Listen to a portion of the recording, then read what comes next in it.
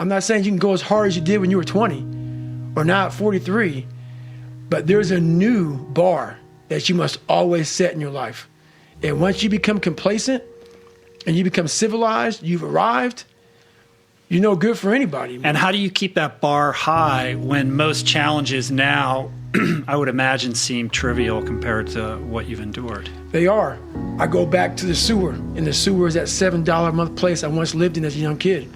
So even though... Mentally, and I always talk about it. I talk about I'm always paying rent in that $7 a month place where I grew up, in that nasty little place I grew up in. I remember it. I remember like it was yesterday, and I'm glad I do.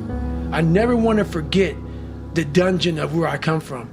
Even though it's real spooky and it's scary and there's no lights on in there and there's cobwebs and some creepy motherfuckers in there, some demons, all those motherfuckers in there made me Goggins, made me who I am today.